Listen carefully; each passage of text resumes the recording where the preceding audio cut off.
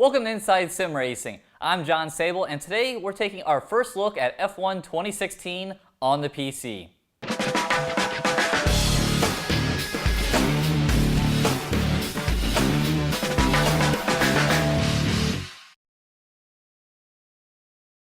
Sim Racing chassis provided by Next Level Racing.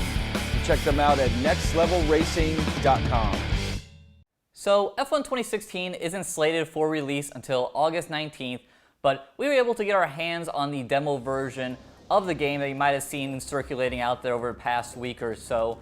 And the demo version of the game has a handful of tracks, time trials, quick race, and career mode, so it gives a decent overview of what the final product will be. Now, because it's a demo, we know that there are known bugs, it's an older build, some things will definitely probably be different at release, so this isn't the final game, but it should give us a decent idea of what F1 2016 is going to be like on the PC.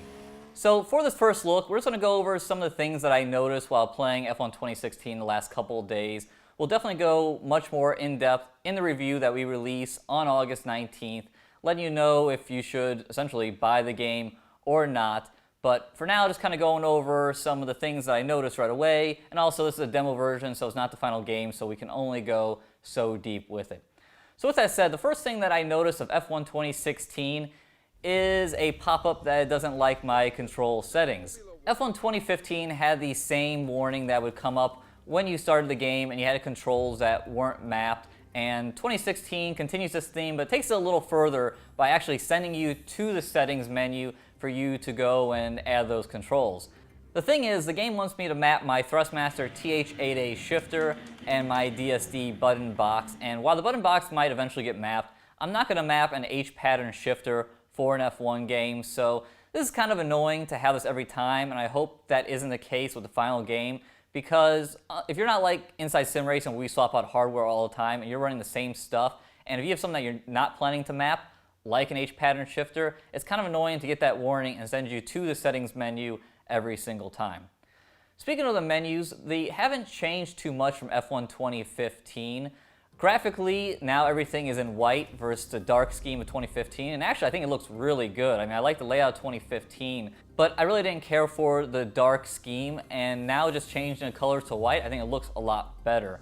In terms of the menus themselves and the options, it's very similar. The only real thing that stood out to me was the advanced wheel settings, where now you have graphics showing your wheel rotation and how much percentage of input you're putting in on your gas and brake pedals, which I like, and actually came in handy for me because I realized when I first started the game, I still had my Thrustmaster T300 at 900 degrees of rotation, which is where I normally run it in general.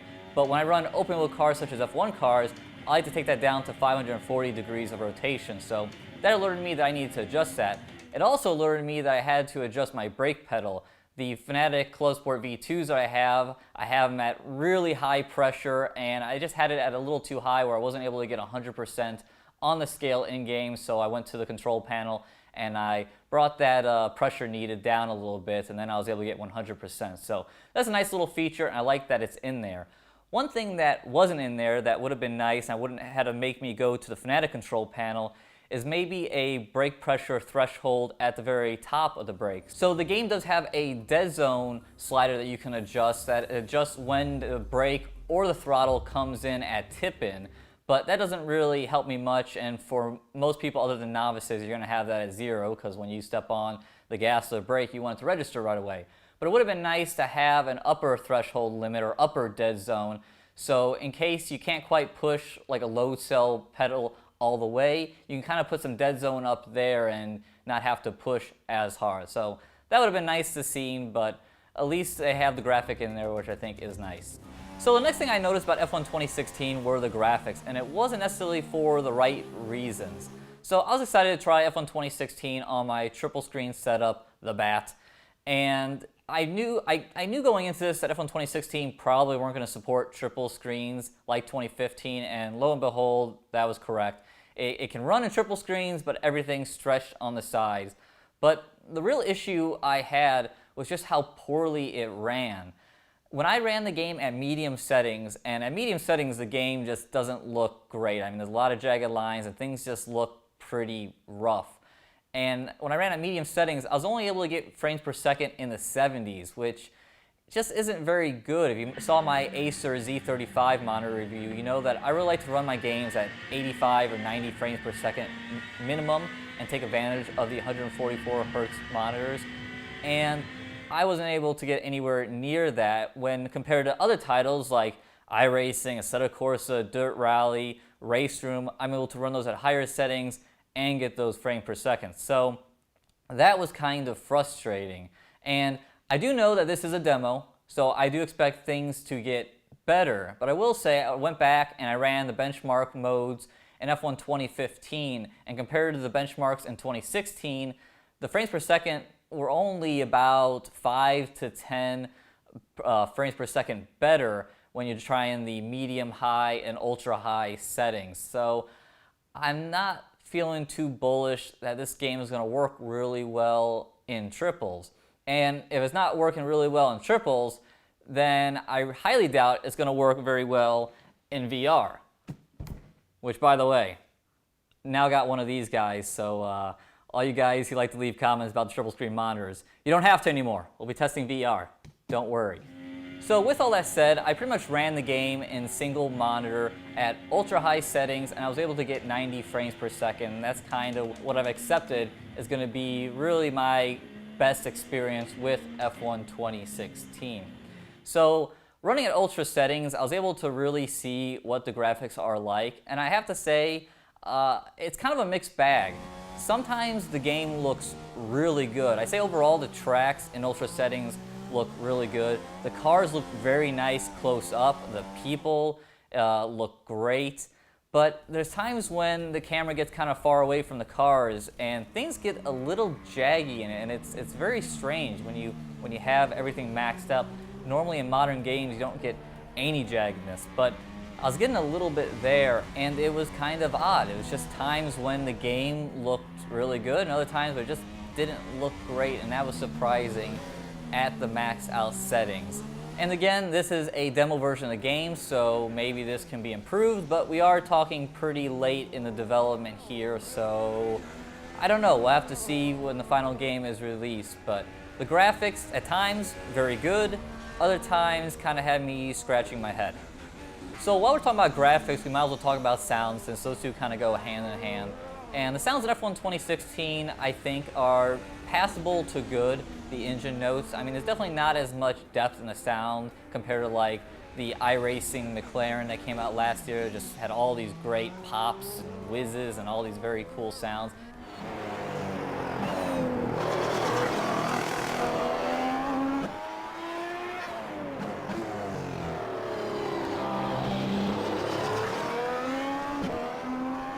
It's definitely not that deep, but it's not bad. I will say I didn't really hear much difference between the different engine notes. I did drive a fair number of the cars.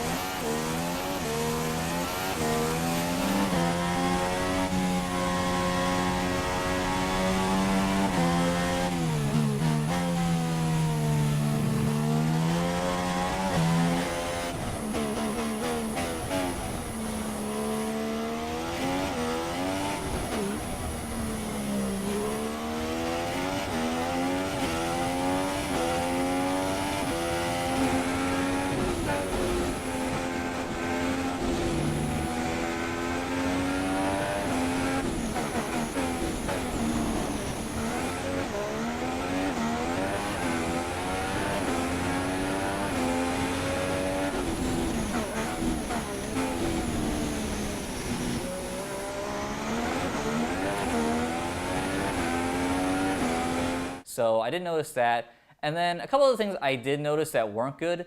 There was this really bad whine or whistle on most of the cars when you were at full throttle, or maybe it was off throttle, I don't remember, but it just sounded really annoying. So I hope that gets cleaned up or removed or something, but yeah, that was a little bit of a turnoff. And then I also didn't like when the pit box would come over on the radio and deliver you a message. I like hearing the messages, but it would really turn down the engine volume. And when you're going into a corner, you really need to hear your engine volumes to hit your downshifts and your braking points and all of that, and it was really distracting. So I was definitely like F1 drivers out there who were just like, don't talk to me in the corners, bro. I can't handle this. Talk to me on the straights, not in the corners, because I can't hear a damn thing when you're talking. Come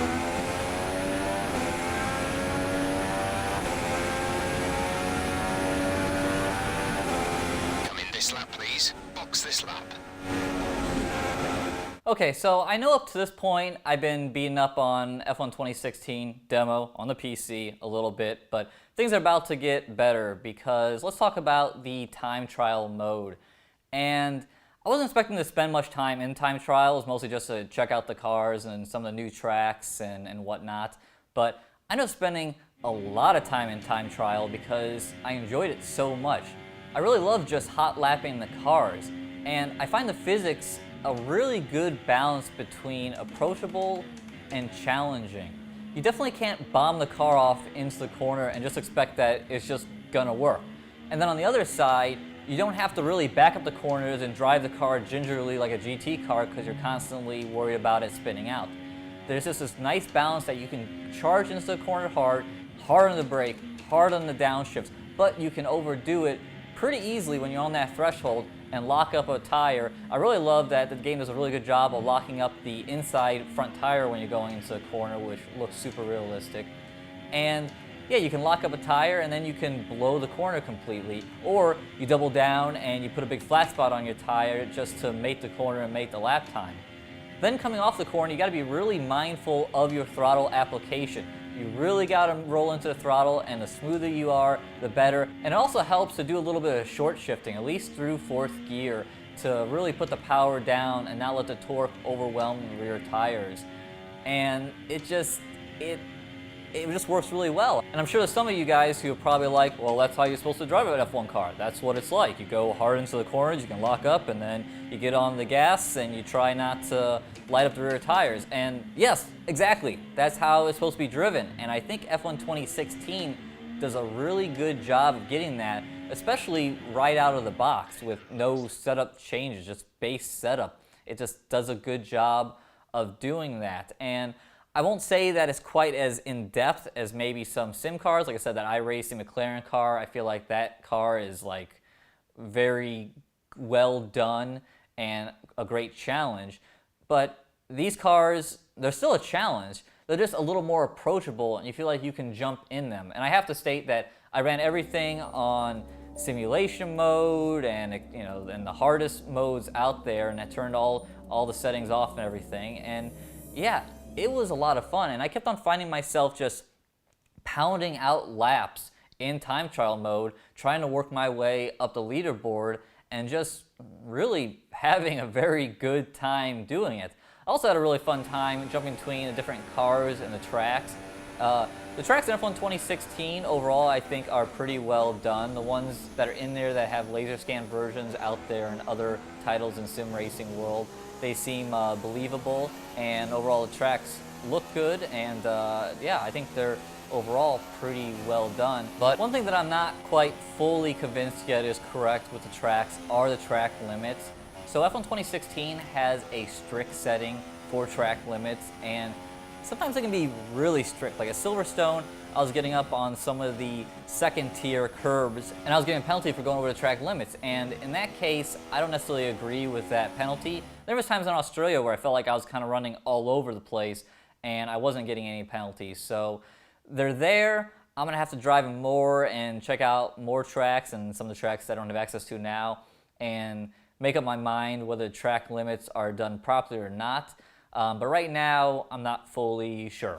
The cars themselves, it's definitely fascinating jumping between like the McLaren and jumping between the Mercedes and jumping to the Haas. You know, you jump in different cars and they do have different driving dynamics. I mean, the Mercedes is definitely the fastest car. And then you jump into something like a Haas and you can feel you don't have quite as much downforce. You can't go quite as hard into the corner. You can't get onto the gas as hard. You're not carrying as much speed down the straightaway with your engine. But it's not like it's way off. You know, you're still doing very similar motions. We're just talking fraction of a second to be able to go fraction deeper into the corner, get on the throttle a fraction quicker in a better car versus a not as good car. So I think they did a really good job there of having a difference between the cars, but it's not a huge difference. You know, they don't drive completely different. It's just very small differences, but those very small differences made up around the lap add up to significant lap times when we're talking a world of F1. So besides jumping around between different tracks and different cars, I also enjoy checking out the different conditions of the session, track, etc. It's cool with F1 2016 and the new time of day settings that you can pick what time of day you want to go onto the track. For me personally, I spend a lot of time just picking the official setting, which set the time of day to when the cars in the real world are on track, because again, I'm trying to recreate the F1 2016 season because I'm an F1 fan and I want that most authentic experience possible. So a lot of times I was in the official setting, and it was cool to see how that changed from track to track depending on the time of day that the race actually does take place. What was also fun was jumping in on a wet track. And oh boy, that is a lot of work, and I don't know if I need to jump into a wet race. I think just in time trial mode out there trying to set fast times in the rain is about enough fun for me. I mean, I had a hell of a time just doing that, and a hell of a time, I mean a hell of a fun time. So I really enjoyed doing that as well. So eventually I pulled myself away from the time trial mode and went to check out the quick races. And I have to say, you just can't roll into a quick race with a base setup and take on the ultimate AI. They are beastly, and I was getting my ass kicked by them. But one area where I did okay in was the new launch mode in F1 2016, where essentially you hold the clutch in and then let it out at the light. So to do this, you're actually just holding in on the upshift paddle, so you're not actually holding on a clutch like the real F1 drivers do. But I think for a game, this is a perfect happy medium from it. And it was a lot of fun getting the timing down and really trying to just eliminate wheel spin off the line, because there was a lot of wheel spin, and I was certainly lighting up my tires a lot more than the AI were. But once the race got going, I was definitely in a world of hurt against the ultimate AI. And I haven't had too many races so far. Again, this is just a first look, but a couple early impressions I have of the AI. They do tend to snake a little bit out there on the racetrack, especially early on, and it'd be nice to see them have a little more character and not have such a snaking motion going on. Another thing I noticed is the damage model, and even in simulation mode, you can bump and bang pretty good, probably too hard. I like to see them have wings break easier, but with that said, if you do bump someone decently, you will get a team communication saying that you have damage to your front wing. We're seeing minor damage to the front wing. Be easy on the car till we get it repaired. We don't want to risk making this worse. So it's not terrible. I mean, there is some damage there. I just like to see it be a little more severe on the simulation mode of the game, which is at pretty much a simulation level, I would say. I think it's labeled correctly. So might as well go all out and make those front wings as fragile as they are in real life. Now, when it comes to big crashes, I think the game does a really nice job. It's cool to see the nose get torn off. I love the new wheel tethers this year in F1 2016. Those look awesome. So when it comes to the big stuff, I think the crash damage has it down pretty well. So lastly, I checked out career mode, and when I say check out, I mean just barely scratching the surface, me creating my driver, which kind of does look like me, which is kind of odd, and just jumping into a car and jumping into the first weekend of the year in Melbourne. And it's pretty cool. Like, I like what's going on. I think this is where F1 2016 does a really good job of getting you like you're in a race weekend. And sure, some of the stuff with having the agent and emails and stuff like that is a little goofy, but once you're into a session, especially the pro career mode where you run full practice over the weekend, full qualifying, full race length, it's pretty cool how in-depth it gets. It's cool to jump into practice and have your team go, okay, we're gonna work through these objectives in the session. Go out, do a reconnaissance lap, get used to the track. That's cool. And then come in and we're going to work on different tire strategies, have you go out on different tire compounds and stuff. And I really like that aspect. And then even being able to sit in the garage and watch the other drivers, and then of course you can tweak with the setups and see some data. Actually, there's a fair amount of data that I actually liked. I like that you can see what corners you're hitting well and which ones you aren't, and compare to the competition. So I think it seems like they're really doing a good job there of giving pretty much everything you want as an F1 fan to get that experience of the weekend without going too over the top. Because I mean, there's gonna be some people who are always gonna want to be like a real F1 driver. They're gonna want to have to go get work done on their physio and go do PR meetings and stuff like that. And a game can certainly take it to that extreme, but I feel like the Codemasters done a good job of saying, okay, these are the things we're gonna do that's going to make the hardcore fans feel like they're simulating a weekend without going over the top. And I'm really looking forward to checking out more career mode and seeing what that's like, and I'll be able to report back on how that's going in our review of F1 2016 when we release that. Okay, so I've been rambling a while, so let's wrap up this first look of F1 2016 on the PC. Again, this is a demo, so things are subject and likely to change, and hopefully all for the better. But I have to say, my first impressions of F1 2016 is I'm pretty excited about it. And really, it just comes down to the driving aspect of the game. It was fun to jump into a game and not necessarily worry about it being a simulation. You know, simulation out there like iRacing, you know, they are a 10 out of 10 level on being focused. Like I equate it to like playing golf. We have to put a lot of work into it, and when you're good at it, it's super rewarding. But when it's going bad, you just want to burn the house down. And that's sometimes what the hardcore simulations can be. And I feel like F1 2016 strikes a nice balance between being a little more arcade relaxing and being simulation. I give it like a 7 out of 10. And it's a real sweet spot to be where you can jump in and you can really just work on you being a faster driver and not worry too much about the car or all these other things. I mean, they're there. You can play with the setups, and there's different things to learn in terms of your lap time and competitors, all that kind of stuff. But F1 2016 just strikes a really nice sweet spot for me so far in the driving, and I'm excited to go drive it some more and jump into this career mode and see how this AI is, and then eventually we get to go and see how the multiplayer is and all that kind of stuff. Or I don't know, maybe I'll just go back to time trial mode and just kind of keep on working on keeping myself up there on the leaderboard, because I found that to be a ton of fun. On the negative side, I'm a bit bummed about the graphics and mostly the graphical performance. I was really looking forward to running this in a triple screen setup and running it on a single screen, even though it's nice to run on ultra wide and nice to run at 90 frames per second. It gets to a point where it's kind of like, you know, maybe I just want to go run this on the PS4 and not worry about, you know, the things you have to worry about with a PC. Because really the advantage of having a PC is that you can run on nicer monitors, you can run on VR, maybe you can run some different hardware combos that you can't on the consoles. But the way the consoles have progressed, and I drove F1 2016 at E3 on the PlayStation 4, and I have to say, it didn't really look much different from what I'm running now. It looked pretty similar graphic-wise. So part of me is just kind of like, maybe it's easier to get the PS4 version of the game. So that has me a little bummed out, and I do hope that it gets better.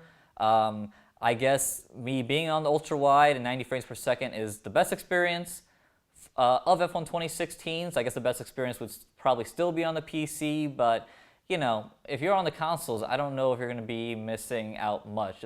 So thanks for watching our first look at F1 2016 on the PC. This is our first of hopefully a number of videos covering F1 2016. Like I said earlier, we'll have a review coming out in a couple of weeks at launch, hopefully on launch day. Also, I'm going to be partaking in a multiplayer race next week with the developers from Codemasters, so we'll be able to check out multiplayer and see what that's about. Also, Billy's going to be pumping out a bunch of test drives. He has a demo as well, so he's going to have some test drives going. So let us know in the comments section what kind of test drives, track, car combos, etc. you want to see from Billy. As always, if you enjoyed the video, please give it a like. Subscribe to the channel if you haven't, especially if you want to see more F1 2016 content. Also, check out our website, isrtv.com, and check out the Amazon affiliate link in the description below. Click on the link, shop through Amazon, and we get a little bit of kickback. It doesn't cost you a thing. So for John Sable, thanks for watching Inside Sim Racing. See you guys next time.